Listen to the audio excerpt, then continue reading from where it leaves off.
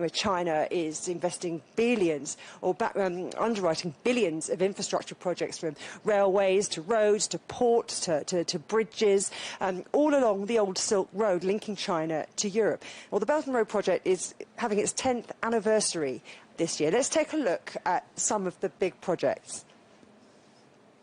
China to Europe freight trains now travel on 82 routes, starting in cities like Shanghai before making their way through Siberia, southern Russia and Kazakhstan into Europe.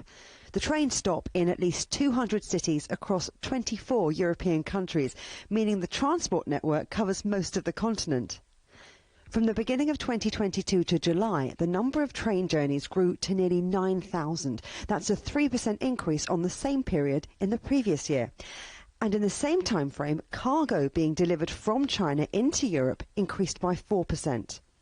The bulk of freight is destined for sectors including car manufacturing, retail and fashion, and technology. Over 50,000 kinds of goods are carried, from grain to clothing to car parts.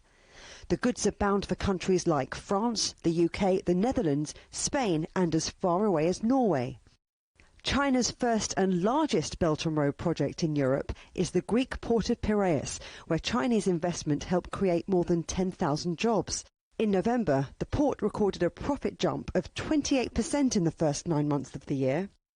But it's sub-Saharan Africa which is home to the highest number of Belt and Road investments, with 43 infrastructure projects. New bridges, highways and airports are connecting the continent like never before. This includes its first ever high-speed rail line between Mombasa and Nairobi.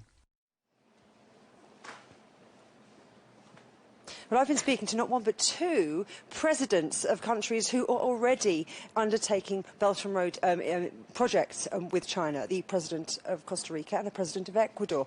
Let's listen in first of all to the president of Ecuador, who's just signed a new trade deal with China. And I asked what impact that might have on his relationship with other countries in the region, particularly the United States. Nuestra relación con Estados Unidos también es una relación de gran acercamiento. Our relations with the United States have been very close for many years, so there's no reason why our relationship with China should affect that. They know we're negotiating with China. Ellos saben que estamos negociando con la China y pues no tiene por qué cambiar. Ahora, respecto de In relation to the rest of Latin America, Ecuador wanted to join the Pacific Alliance, but we couldn't, because we couldn't agree a free trade deal with Mexico, and that's a precondition for joining the Pacific Alliance. So since we can't join for the moment, we've gone straight to China. Que es una condición fundamental para el ingreso a la Alianza del Pacífico. Pero bueno, como no vamos a poder entrar por ahora a la Alianza del Pacífico. And we've also made progress in trade agreements with South Korea, Costa Rica, Panama and the Dominican Republic. And we're going to seek agreements with Japan and with Canada. We have this clear objective because the world is a big opportunity for Ecuador. Ecuadorian President Guillermo Lasso there. But I also spoke to Costa Rica's President Rodrigo Chavez, and he said he really hopes that there's scope for more global cooperation on the big issues.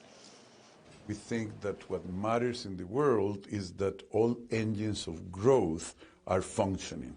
And which are the big centers of economic sort of gravitational force? The US, Europe, and China. So the fact that China hopefully will reopen, hopefully will go back to high rates of growth, is going to help everybody in the world, especially if those big economic centers collaborate.